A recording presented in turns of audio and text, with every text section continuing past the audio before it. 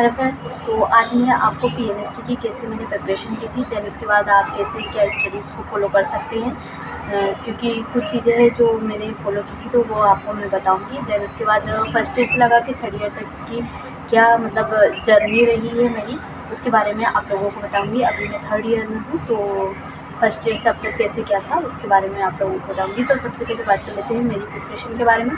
तो मैंने जो पीएनएसटी की प्रिपरेशन, मुझे जैसे ही पता चला था कि नर्सिंग के लिए कोई एग्ज़ाम देनी रहती है, मतलब पीएनएसटी करके, ऐसा मुझे पता चला था।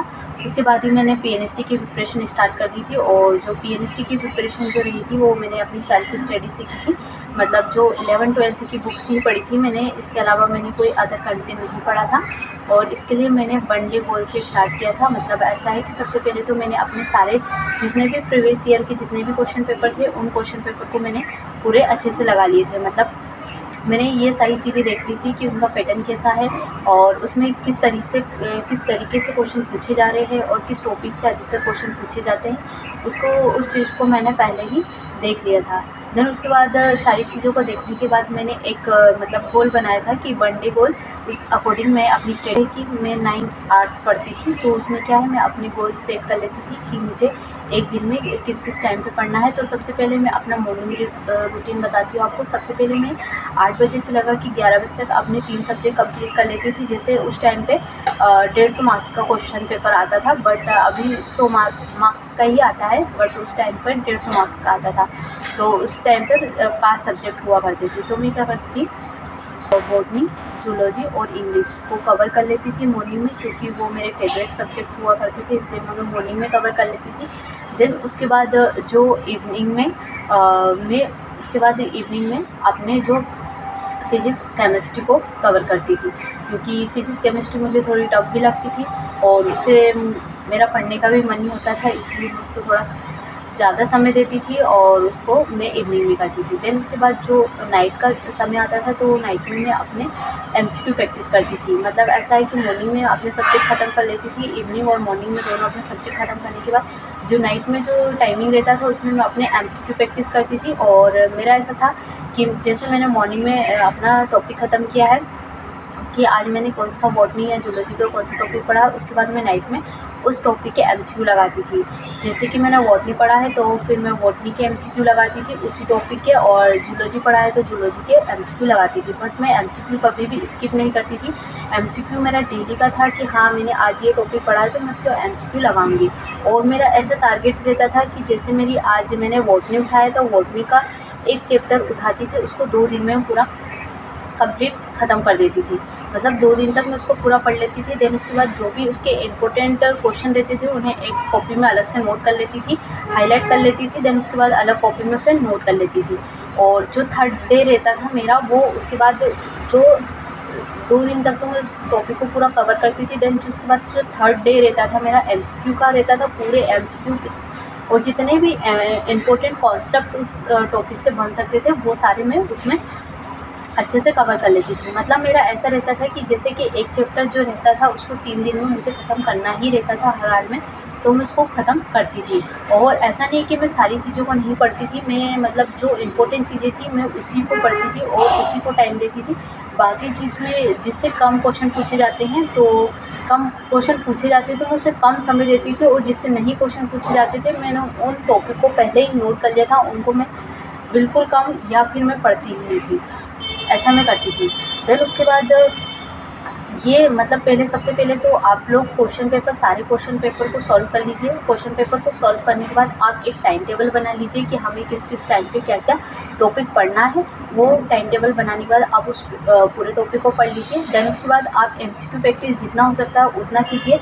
देन उसके बाद जो सैटरडे और संडे का जो डे आता है उस दिन आप पूरा रिविज़न डे बना लीजिए आपका, कि सैटरडे को पूरा रिवीजन करना है। देन उसके बाद जो संडे का जो दिन आता है उसमें सारे ही चैप्टर, मतलब हमने पूरे एक वीक तक हमने जितने भी मतलब पढ़े हैं चैप्टर, जैसे बॉटनी, जूलॉजी, इंग्लिश, सभी के संडे को हमको उसका एक टेस्ट, खुद से ही टेस्ट देना है कि हाँ ये हमने पढ़े थे, ये बॉटनी से ये पढ़ा था, जूलॉजी से, केमिस्ट्री, फिजिक्स से, इनसे ये चीज़ें पढ़ी थी। तो संडे के दिन उसका पूरे का रिवीजन करना है और जितने भी इंपॉर्टेंट क्वेश्चन और इम्पोर्टेंट कॉन्सेप्ट आप लोगों ने लिखे थे उन सबको संडे को पूरा कवर कर लेना। देन संडे तक वो सारी चीज़ें कंप्लीट होने के बाद ही मैं अपनी दूसरी चीज़ें स्टार्ट करती थी। फिर से वो जो मंडे का न्यू डे आता है उसके दिन से मैं अपनी न्यू चीज़ें, न्यू चैप्टर और न्यू टॉपिक, ये सारी चीज़ें फिर स्टार्ट करने लगती थी। तो ये मेरा रूटीन था। और जैसे कि मुझे कुछ चीज़ें नहीं समझ में आती थी तो मैं अपना टाइम वेस्ट नहीं करती थी उसमें। ऐसा है कि पहले कोशिश करती थी थोड़ा पढ़ने का, बट मैं आप लोगों को यही बोलना चाहूँगी कि देखो, पीएनएसटी का जो क्वेश्चन पेपर रहता है इतना लेंथी भी नहीं रहता है। और अब तो ऐसा है कि सारे ही जो मतलब 6 सब्जेक्ट रहते हैं, 6 ही सब्जेक्ट मतलब 5 रहते हैं, दोनों बॉटनी जूलॉजी एक ही में कंबाइन हो गया है। तो उसमें क्या रहता है, मतलब इतना लेंथी पेपर भी नहीं आता है और इतने ज़्यादा मार्क्स का भी नहीं आता है। तो यदि आप कोई सब्जेक्ट को कम टाइम भी देंगे तो चल जाएगा। जैसे कि अधिकतर स्टूडेंट फिजिक्स और केमिस्ट्री को लेके ज़्यादा परेशान रहते हैं। वो इसलिए क्योंकि फिजिक्स और केमिस्ट्री में मतलब काफ़ी ज़्यादा टफ भी रहता है। और काफ़ी स्टूडेंट ऐसे रहते हैं जो काफ़ी लंबे समय हो गया है 12th पास आउट किए, तो वो अब प्रिपरेशन कर रहे हैं, तो उन्हें फिजिक्स केमिस्ट्री में काफ़ी ज़्यादा दिक्कत होती है। तो मैं उन स्टूडेंट को यही बोलना चाहूँगी कि आप यदि एग्ज़ाम से 2 मंथ पहले भी यदि फिजिक्स केमिस्ट्री उठाओगे तो आप ईज़िली कवर कर लोगे। ऐसा कि आपको सारे टॉपिक कवर करने की ज़रूरत नहीं है। आपको वही टॉपिक पढ़ना है जो एग्ज़ाम में पूछे जा रहे हैं, और ज़्यादा से ज़्यादा क्वेश्चन पेपर लगा लेने हैं आपको, और ज़्यादा से ज़्यादा एमसीक्यू सॉल्व कर लेना है। देन उसके बाद जितने भी इंपॉर्टेंट कॉन्सेप्ट है उसके फिजिक्स और केमिस्ट्री के, वो आपको देख लेने हैं अच्छी तरीके से। तो यही बोलना चाहूँगी, फिजिक्स और केमिस्ट्री को लेकर अधिकतर स्टूडेंट यही क्वेश्चन पूछे हैं कि हम फिजिक्स केमिस्ट्री कवर नहीं कर पाते हैं और फिजिक्स केमिस्ट्री हम लोगों को टफ पड़ जाती है। तो आप फिजिक्स केमिस्ट्री को चाहे तो आप कम समय देके भी अच्छे से कवर। और जो आपकी बॉटनी और जूलॉजी रहती है, तो बॉटनी और जूलॉजी का ऐसा है कि वो पढ़ने में भी काफ़ी अच्छी लगती है। और ऐसा रहता है कि उस बॉटनी और जूलॉजी को हम खुद से पढ़ सकते हैं। उसमें मतलब यदि आप ऑनलाइन क्लासेस देखोगे, काफ़ी यूट्यूब पे तो काफ़ी फ्री प्लेटफॉर्म है, वहाँ पे काफ़ी अच्छे से सारे टीचर्स पढ़ाते हैं। तो आपको जो भी टीचर से पढ़ना अच्छा लगता है वहाँ से आप देख सकते हैं। और सबसे पहले तो ऐसा है कि बॉटनी और जूलॉजी आप खुद से कवर कीजिए, बुक से कवर कर लीजिए, पूरे टॉपिक को पढ़ लीजिए, पूरे कॉन्सेप्ट अच्छे से क्लियर कर लीजिए, एमसीक्यू लगा लीजिए। यदि उसके बाद भी आपको समझ में नहीं आता है तो आप यूट्यूब पे जो ऑनलाइन प्लेटफॉर्म है वहाँ से आप आराम से इजीली उसको पढ़ सकते हैं, क्योंकि बहुत सारे टीचर्स हैं। और अब तो इतने ज़्यादा है पीएनएसटी के कि बहुत सारे टीचर्स पढ़ा रहे हैं। जब मैंने प्रिपरेशन की थी तो उस टाइम पे बहुत गिनी चुनी क्लासेस आती थी और बहुत कम टीचर्स पढ़ाते थे। तो काफ़ी स्टूडेंट ने ये पूछा भी कि हमें फिजिक्स और केमिस्ट्री के लिए कोई टीचर्स बताइए, कोई अच्छे टीचर्स जिनसे हम पढ़ सकते हैं। तो मैं उनको यही बोलना चाहूँगी कि मुझे काफ़ी टाइम हो गया है, मैंने 3 इयर्स पहले पढ़ा था पीएनएसटी के लिए। और तो अभी मुझे इसके बारे में कोई मतलब आइडिया नहीं है कि कौन से टीचर अच्छा पढ़ाते हैं या नहीं पढ़ाते हैं। इसके बारे में नहीं बोल सकती क्योंकि फ्यूचर का सवाल भी है। क्योंकि जब आप किसी टीचर से पढ़ोगे और आपको पढ़ने में जमना चाहिए कि हाँ मुझे ठीक लग रहा है इनसे पढ़ के, तभी आप पढ़ सकते हैं। क्योंकि सबको अलग अलग पढ़ने का सबका अलग अलग तरीका रहता है। इसलिए आप सबसे पहले तो ऐसा है कि जितने भी फ्री प्लेटफॉर्म है वहाँ पे आप लोग जाइए, सर्च करके देख सकते हैं पीएनएसटी के लिए बेस्ट क्लास करके, ऐसा बॉटनी या जूलॉजी, केमिस्ट्री, फिजिक्स ऐसे करके आप देख सकते हैं। उसके बाद आप पढ़िए, कम से कम 4 से 5 क्लास लोगे, या 4 से 5 लेने की ज़रूरत नहीं, 2-3 क्लास लेते हैं। इसके बाद ही हम लोगों को पता चल जाता है कि टीचर्स कैसा पढ़ा रहे हैं, उनके मतलब पढ़ाने का क्या तरीका है, वो डीप में पढ़ा रहे हैं या सुपरफिशियल पढ़ा रहे हैं या फिर अच्छा पढ़ा रहे हैं, ये सारी चीज़ें हमें पता चल जाती है। तो वो आप उससे पता कर सकते हैं। और आपको जो भी टीचर बेस्ट लगे उनकी मतलब सारी डिटेल में आपको देखना है, सारी क्लासेस 1 बाय 1 करके आप देख सकते हैं। बट ऐसा मत करना आप लोग कि काफ़ी स्टूडेंट ऐसी गलती करते हैं कि वो बहुत सारी मल्टीपल क्लासेस देखते हैं। एक सर से फिजिक्स इनसे भी पढ़ रहे हैं, फिजिक्स वो सर से भी पढ़ रहे हैं और अलग अलग खुद से भी पढ़ रहे हैं। तो उसमें क्या होगा, एक तो टाइम भी आप लोगों का जाएगा और बहुत सारी चीज़ें मतलब उससे होच-पोच हो जाती है, मतलब एक तरीके से कि फिर समझ में भी नहीं आएगा। इसलिए आप जैसे कि कोई टॉपिक है, कॉम्प्लिकेटेड है, तो आपको उसे एक ही टीचर से पढ़ना चाहिए। और उसके बाद भी यदि समझ में नहीं आ रहा तो उसको स्किप कर दीजिए, मैं तो यही बोलना चाहूँगी। क्योंकि फिजिक्स केमिस्ट्री को यदि आप कम समय भी दोगे और कम समय में भी आप उसको कवर कर सकते हो। क्योंकि अब ज़्यादा मतलब नंबर भी 20 नंबर में से ऐसा है कि आप जैसे कि नहीं भी पढ़ के जाने वाला स्टूडेंट भी 7 से 8 नंबर या 9 नंबर ईज़िली ले आता है, ठीक है ना। तो मैं क्या कहना चाहती हूँ, मतलब ये कि आप पढ़ोगे तो आप 15 से 16 नंबर ईज़िली ला सकते हो, और यदि आप थोड़ा कम भी पढ़ोगे तो आपके इतने नंबर आ जाएंगे कि आप ईज़िली कवर कर लोगे। और यही कि जो स्टूडेंट से फिज़िक्स केमिस्ट्री कवर नहीं होती है, वो स्टूडेंट ये कर सकते हैं कि अपनी बॉटनी, जूलॉजी, जीके और इंग्लिश को अच्छे से कर लीजिए आप लोग, और बाकी फिजिक्स और केमिस्ट्री को आप कम समय दीजिए।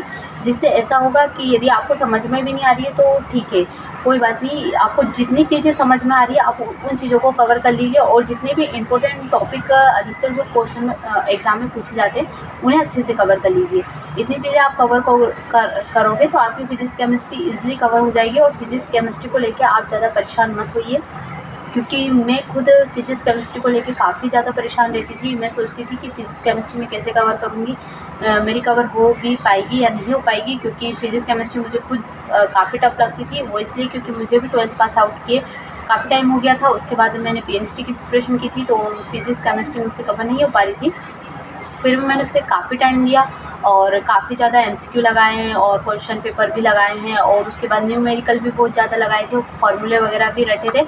बट मैं आप सभी को यही बोलना चाहूँगी कि फिज़िक्स केमिस्ट्री को आप जितना कम समय दोगे उतना अच्छा है, क्योंकि उसमें समय देने से और टाइम वेस्ट करने से कोई मतलब नहीं है, क्योंकि एग्ज़ाम में इतना कम समय रहता है अपने पास कि अपन क्वेश्चन को पढ़ ले अच्छे से। इतना ही समय रहता है अपने पास, इतना समय नहीं रहता है कि हम पूरे क्वेश्चन को सॉल्व करें, देन उसके बाद पूरा फार्मूला में फिट करके उसका आंसर निकालें। इतने में तो अपने पास काफ़ी ज़्यादा समय हो जाता है, और फिर लास्ट में हम लोगों के पास इतना कम समय बचता है कि हमसे जो चीज़ आ रही है, यानी कि बॉटनी, जूलॉजी, इंग्लिश, जीके भी हमसे अच्छे से बन पा रहा है, तो हम उसको कवर नहीं कर पाते हैं। इसलिए मैं यही बोलूँगी कि आप यदि फिज़िक्स केमिस्ट्री आप लोगों से नहीं हो पा रही है तो आप उसे कम समय देके भी कर सकते हैं। और उसके बाद आपको कोई भी क्वेश्चन हो पीएचडी से रिलेटेड तो आप कमेंट बॉक्स में पूछ सकते हो। और आपको इन्फॉर्मेशन अच्छी लगी हो तो चैनल को लाइक से सब्सक्राइब करना ना भूलें। So thank